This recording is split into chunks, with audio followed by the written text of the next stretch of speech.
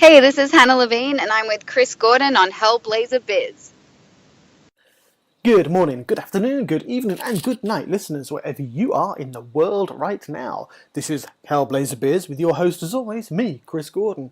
Thank you all so much for tuning in, as always, for those who've been with me since the beginning, for those who've joined along the way, and for those who are here just for the first time. I hope you all enjoy the show. Sit back and enjoy it even more. Today's guest is a fantastic one. She is a magical guest, having appeared on the show Magicians, and she's also currently on our screens as Janine, the bartender in Freeform's Siren, which is all about mermaids. And it's a fantastic series. If anyone's not seen it, go out and watch it because it's absolutely brilliant. So without further ado, I introduce you to Hannah Levine.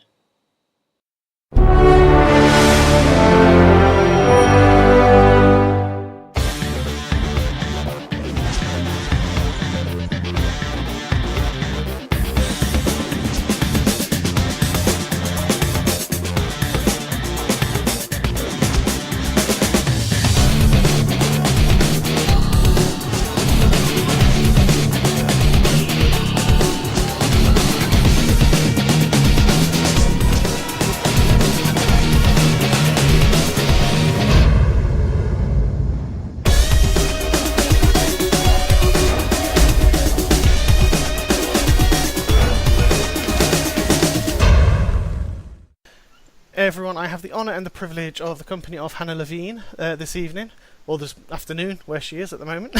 So, hey Hannah, how are you? I'm doing very well, and it's not quite afternoon, it's just before noon, so you kind of got me in the morning. Excellent, excellent. Okay, so as you know, I've got some questions for you, so I really appreciate you coming on to chat to me today, and yeah, it's just awesome to speak to you since I've freshly watched...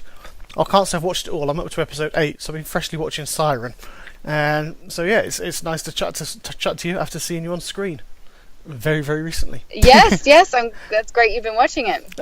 No, I love the show. To be fair, it was one that caught me from episode 1, and as I sat there, I started watching it, and it was right up my street. Really, really good. Oh, awesome! There's a couple of Brits in it too.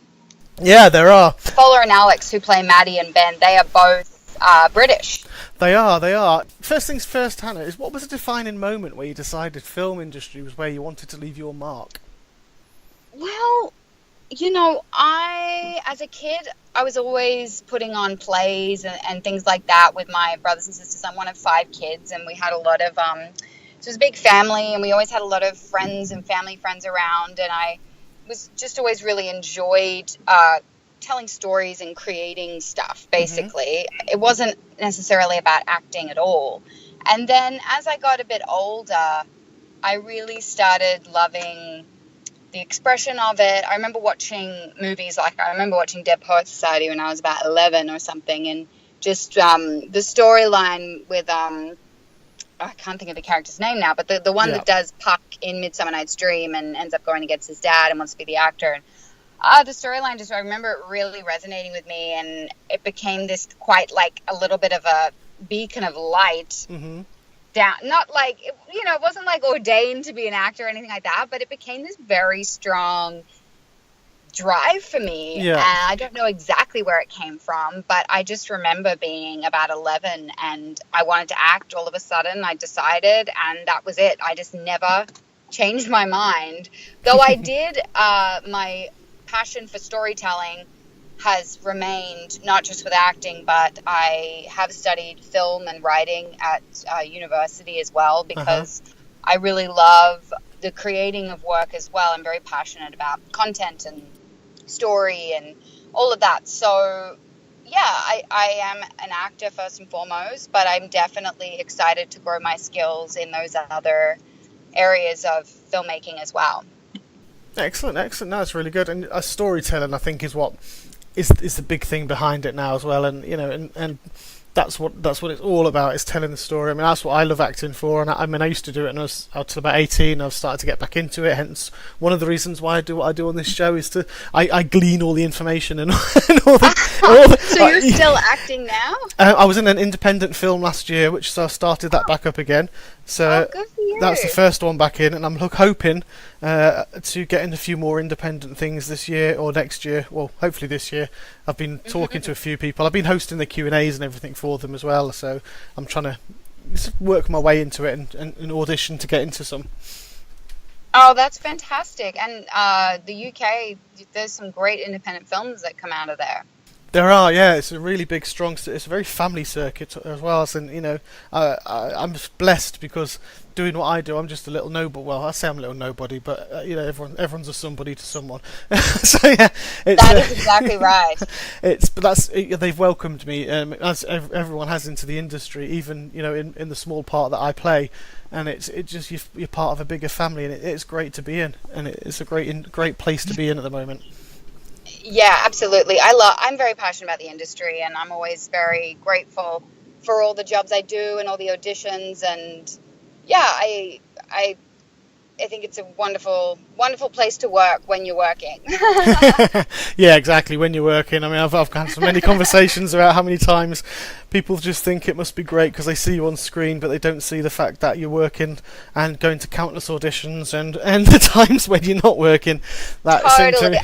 Yeah, I mean, it's almost a cliche, but they all say, like, the overnight success or whatever, like, it's years of hard work. And yeah, I mean, I just know so many actors and artists in general, musicians, makeup artists, camera team, people that, it's the same for all of us. Mm-hmm. Yeah. Yeah. It was Samuel L. Jackson, wasn't it? It took him 30 years to become an overnight success. I like that. So, yeah, I think he came out with that one famously. I can't remember when it was, but it worked. I mean, if you could work with anyone at all, who would it be and why? It can be anyone, even if they've passed. Someone who, one of your all-time greats, even. It's a hard one, this one. Well, I mean, one of my biggest inspirations, he was actually my first crush, is David Bowie. And okay. I went to his exhibition recently in New York, in Brooklyn. And I mean, what a inspiring artist in every sense of the word. It would have been incredible to work on something with him, even if it was completely wacky and experimental and made no sense to me. I just would have loved to spend a bit of time with that man. Yeah. But there are, I mean, actors today that I love: Kate Winslet, Kate Blanchett, Tom Hardy, Benedict Cumberbatch. I mean, there's so many incredible actors out there. So, I mean, working with any of those people would be phenomenal. So, yeah, there's just a few people that came to mind. No, yeah, that'd be fine. Tom Hardy's people turned me down again. Surprisingly, and never mind. One day, this I'll be big enough and they'll come on my show. But yeah, no, you're right. I mean, there's some fantastic people you've named, and they're the top of the games at the moment as well. So it's just and have been for some of them for a long time. Yeah, definitely. I mean, following their careers, like say with Benedict Cumberbatch and Tom Hardy, both of them. I've actually got a film in my room, which is I love it as a fantastic film called Deserter, and it's about the British guy, I can't remember his name, Simon someone. He was in the French Foreign Legion in the 60s during the Algerian War, and Tom Hardy, it's one of his first film roles, I believe. Really? Yeah. Wow. I'll have to. What was that film called? It's called Deserter. I can send it to you in a link. It's actually really good. It's obviously French Foreign Legion in Algeria, so it's a low budgety type film, but it's based on true story, and Tom Hardy's character, and it's a very, very powerful character, and even from one of his first roles you can see how well how big he was going to become. Yeah, right. I mean, I believe it. He's such a talented actor. Definitely. I mean, and I'm talking to a talented actress myself here right now. I mean, you're welcome. You have worked on some fantastic shows and films like Supernatural, Bates Motel. I love those. Obviously, Siren, of course, and The Magicians. Yes. So, what would you, if this is possible, because again, I think it varies which show you're on. What's your most memorable moment so far in the acting? Oh, most memorable moment. I shot an independent film with a Irish-American actor called Timothy V. Murphy called New Earth. And we shot that quite a few years ago now in Lake Tahoe, and that was a pretty incredible experience for me because Tim's an incredible actor to work with, and it was mainly just he and I.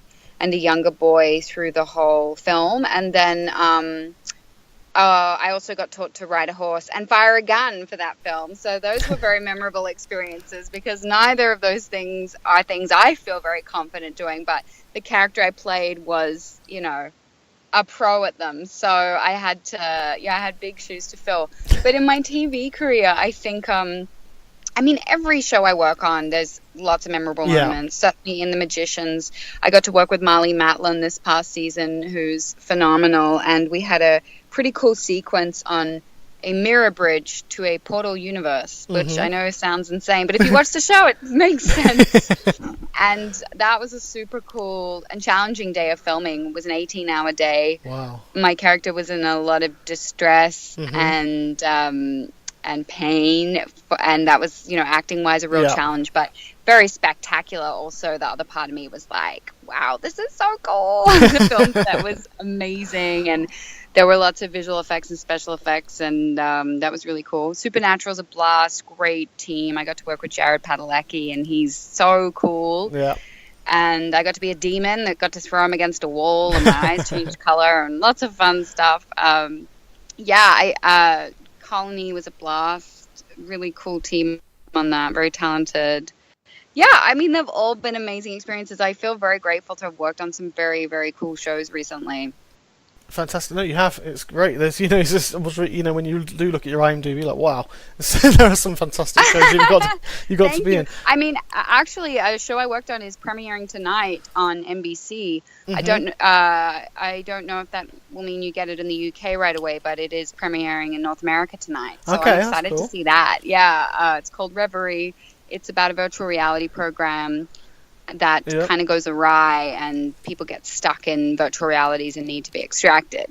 So we had a lot of fun filming that pilot just over a year ago, and I'm really excited to see that tonight. So brilliant. I'll look at that. I can't see where it's going to come out. We don't get ABC, so I'll have to check to see which might be one of our Netflix or streaming networks. Or it's actually NBC, but I know it's probably similar to Australia. We get certain shows from the US, but not all of them. And my family haven't watched any of my shows recently. None of them are showing in Australia. Oh no. I know. The only one that Australia gets of the things I've done recently is Unreal, and I'm not in that till next season. So they'll be very excited for that one, even if it's the only one they get to see. Oh no, yeah, that's a shame. Yeah, sorry, but NBC I meant as well, yeah. Oh, that's okay. It's confusing, like being foreign for me. I'm like, which network's that again? Oh, there's so many of them. There are. Yeah, you mentioned The Magicians as well. I've got to say, unfortunately, I haven't seen it yet. It's on my binge list. I have a binge list of shows to watch.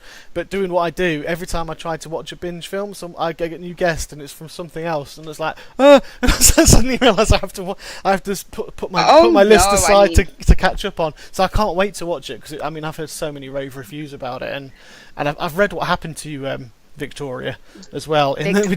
Yeah. Goodness gracious. Well, you never know. She's out there in a portal universe. Hopefully she'll be back at some point. Yeah. Shifty eyes. Yeah. But Say yeah, no Magicians more. is a very cool show, and having worked on season 1 and then come back on season 3, watching the development of the show was kind of mind-blowing. Like, the fan base has gotten huge. The writing is so cool and on point and witty, and they've created this entire magical world and language that's really such an achievement in television, I think. So I totally endorse the show. I think it's really, really fun and really cool. It's got great style, really interesting, fun characters. It's a lot of fun. Excellent. That's kind of exactly what I hear from people about saying how much of the show is a lot of fun. So I really cannot wait. I will watch it tonight now. I'm going to prioritise Magicians. TV, I get it. You're not always in the mood for and I'm the worst. Like, I don't watch nearly as much television as I should. Oh no, I watch a lot of TV. It's just unfortunate because I'm trying to catch up with that. I've been trying to watch Lucifer lately, obviously, to try and boost the ratings for that show as well, and help out with that. But yeah, I will be watching Magicians. So many people. It's like Game of Thrones. It took me 4 times to get past episode 4 of season 1 because I'm very behind on Game of Thrones. I am ashamed to admit it. I love it, but I just when shows are more easily accessible, and I travel a lot too, and some places I have TV, some places I don't. it's really hard to actually like stay with it. And so I always just, I mean, I go to like Netflix or what's easily accessible and legally accessible. Yeah. You know what I mean? Yeah, so I do. I feel you. But let me know what you think when you do get to it. I will definitely. I'll tweet you and, and tell you. Yes, please do. I'd love that. Excellent. So moving on to Siren then, how was your first? Even before that, what were your initial thoughts when you read the scripts for your auditioning on what the show was about? How much did you know? I mean, the first contact I had with the show was I saw the trailer for it, and a friend of mine who actually ended up playing my boyfriend in the show, which is hilarious, Curtis Lum plays Calvin. Yeah. I knew he was in the pilot just as his friend, you know, being supportive, and I saw he'd posted the trailer on Facebook when it got picked up for series. Yeah. And I watched the trailer and thought, this looks super cool. It's mermaids, which, you know, who doesn't love mermaids, but it's like dark mermaids and sea storms and fishing boats stuck in storms and fishermen burling around. Like, I was like, this show looks dope, and it's a great trailer. And then quite shortly after that, I had an audition for the second episode for the role of Janine. So it was the first time I'd read for the show, and I booked the role. And actually, I remember they sort of held off on booking me for about a week because they weren't quite sure what they wanted for the character, and I think they wanted her to be really trashy, and they were like, can Hannah be really trashy? My agent's like, of course she can. I don't quite know what went on in that conversation, but it's just funny, my agent convincing them I'm a trash bag. But basically they did. I ended up getting the role, and we kind of ummed and ahed about who Janine was for a while, and I think by the end of the season we have a much clearer idea about who she is, even as an audience. And Janine's a lot of fun. There's some pretty cool stuff set up for next season, which is exciting, and we are having a second season, so that's really cool awesome. As well. Especially when, you know, I was filming a number of shows last year, but coming back to Siren regularly and that team, you know, I felt very invested in it, and it's a great cast, great creative team, great film crew.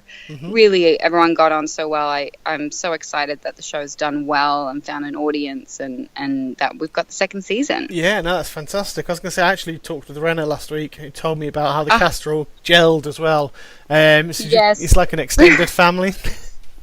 Oh, it's, you know, everyone is so wonderful. I was just down in LA for the season finale last week, and seeing everyone afterwards was so wonderful. We had a get together at Ron One's place, who plays Decker. Yeah. Who, I don't know if you've seen the whole show, but doesn't end too well for him. Right. And it was actually Ian Verdun's mother's birthday. Ian plays Xander. So we had a kind of wrap party there, plus Ian's mum's birthday party. It was just so sweet. It's like, oh my God, it's like everyone's family. And I remember asking, like, oh, so are you doing anything else to celebrate your birthday? And she said, no, this is it. This is my celebration. It's your, the season finale. And, well, you know, she's just so, you know, as Ian's mum, she's so excited for everybody. So, yeah, that sweet. Kind of shows you the level of support in the team. Definitely. And it's a show as well with some really, really strong female characters in and leads throughout the whole thing.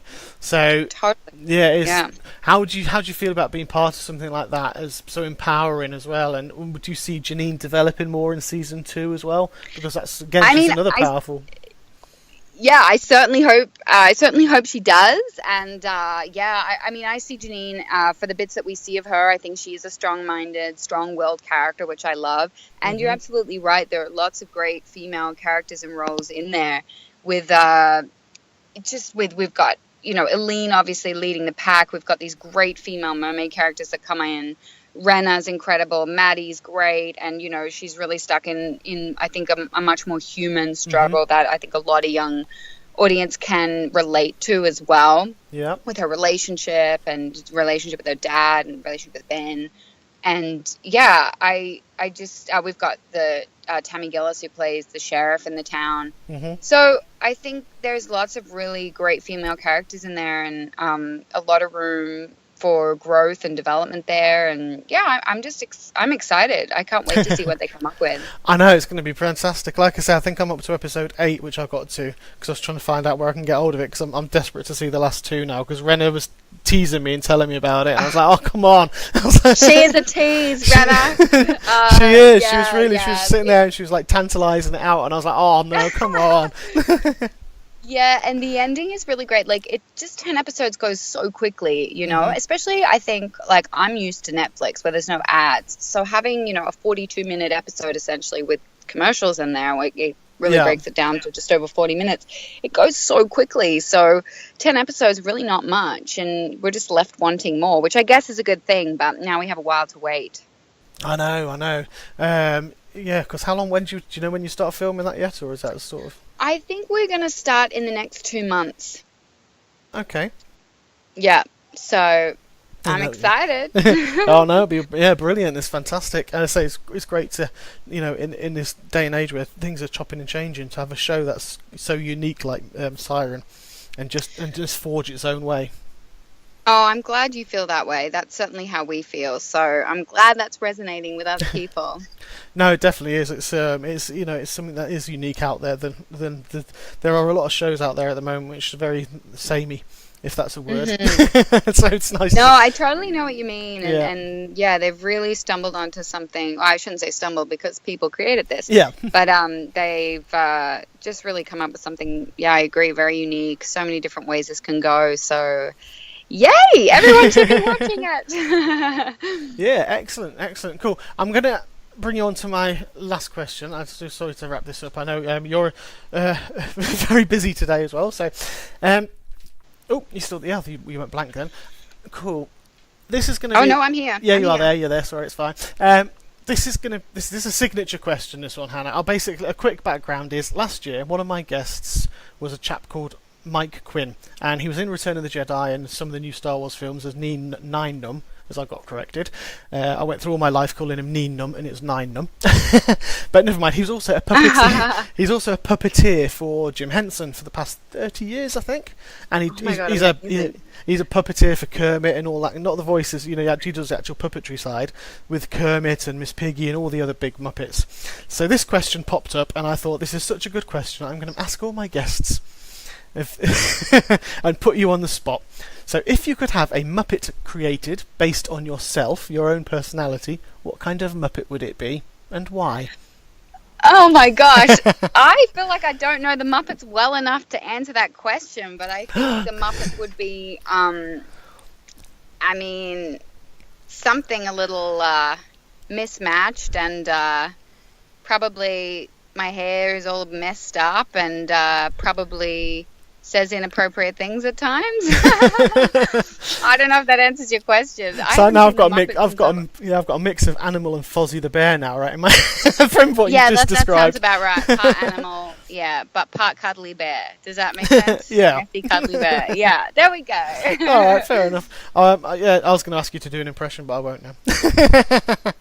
Hi there, I'm the fuzzy, messy bear.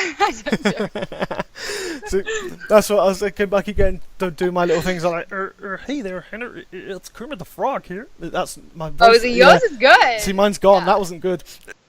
I've lost my voice. Never mind. Cool. Well, and before I stop the recording, Hannah, is there anything you would like to say to people who are listening? Oh, I mean, just if you like some of the shows we've been talking about, please go take a look. It's always great to hear from fans and people that enjoy the shows I work on, or actors that are interested in, getting into the business, or even independent filmmakers as well. So if you want to find me on social media, it's always great to hear from you. I'm on Twitter, as you may know, at Hannah Levine. That's spelled Levien, at Hannah Levine. And on Facebook and Instagram, I'm at Hannah Levine Official. So find me there and drop me a line. And yeah, thank you for listening. Thank you, Hannah. That was absolutely fantastic. I truly appreciate your time. I know how precious it was. So thank you for joining me. Thank you to everybody who is listening. Thank you to all of you for all your support. Thank you to anyone who sent any questions in. I hope you enjoyed listening to that episode there. That was absolutely brilliant. So this has been Chris Gordon with Hannah Levine on Hellblazer Beers. Till next time.